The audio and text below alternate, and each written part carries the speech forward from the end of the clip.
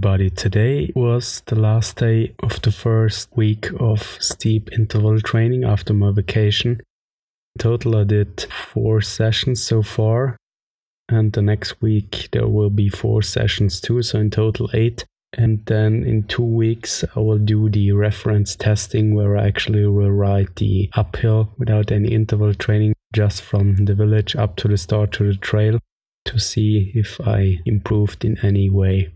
The last interval training took place on Friday. Yesterday I thought, why not rent an e-bike and go for a ride, just a casual ride. At least I thought that in the beginning.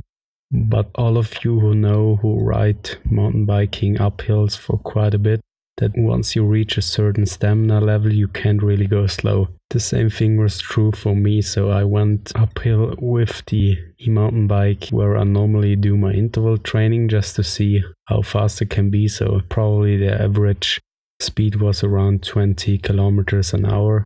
I really pushed myself as hard as I could. I've used the second highest support which the e-bike allows to set up, and I pedaled like crazy. So in the beginning I have chosen a lower support level, but with that cadence I put in I wouldn't have been able to ride all the way up to the start of the trail without taking a break.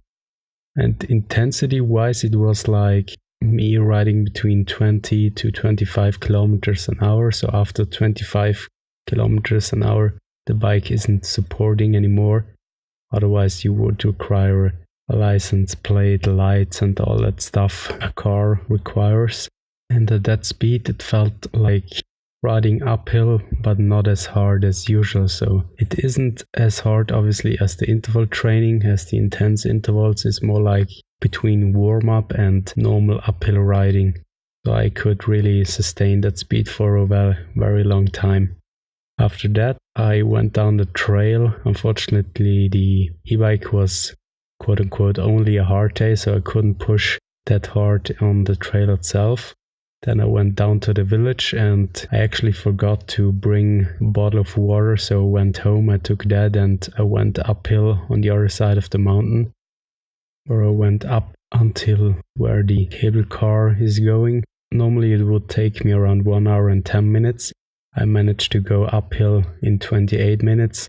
I did 2 breaks actually to enjoy the panorama and the view, so I could have probably done it in 27 minutes, and it wasn't really exhausting in the long term. There have only been a few sections because the other part of the mountain there are really, especially in the beginning, the sections are very steep. So I was going, besides having an e-bike with around 15 kilometers an hour, normally I would go uphill with 20 plus kilometers an hour.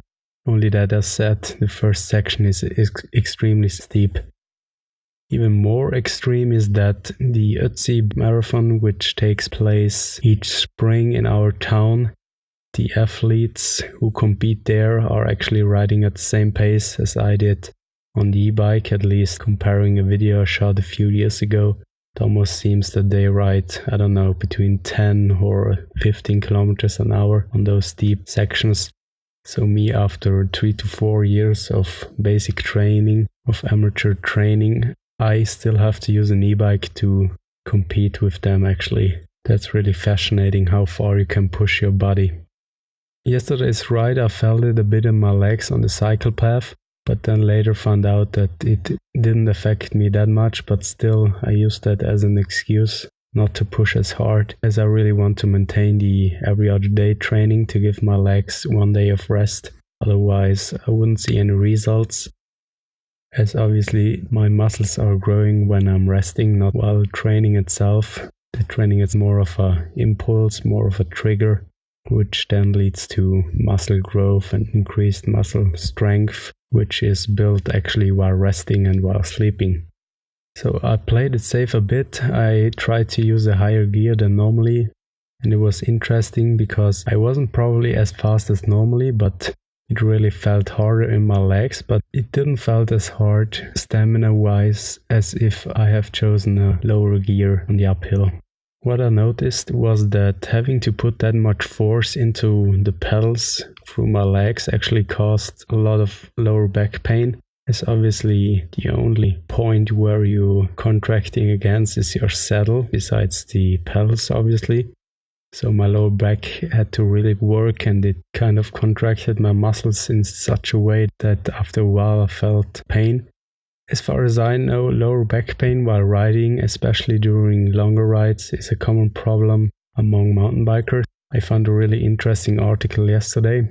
I will do some further research there on how to avoid back pain, and then I will let you know. I already have some ideas on how to enhance my training to fight against lower back pain.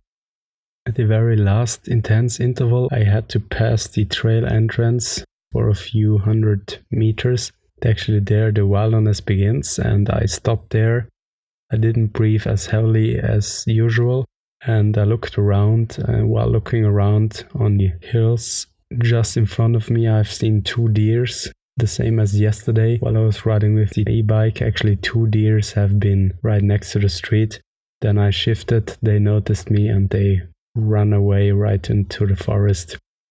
The last year when I was riding during winter, you could have seen that the deers have been resting right next to the Ötzi Flow Trail. As you've seen, the grass was a bit pushed down by them lying underneath the trees. So probably during winter they are coming further down, as nobody's riding the trail, or at least it isn't that frequented during the winter as it is during summer, as people tend to go into the mountains more during summer, especially in that area where the trail is.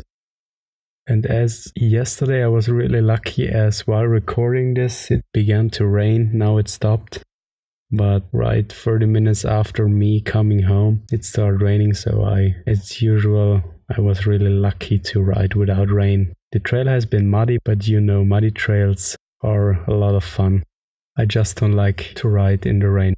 Thank you very much for listening, and until the next time.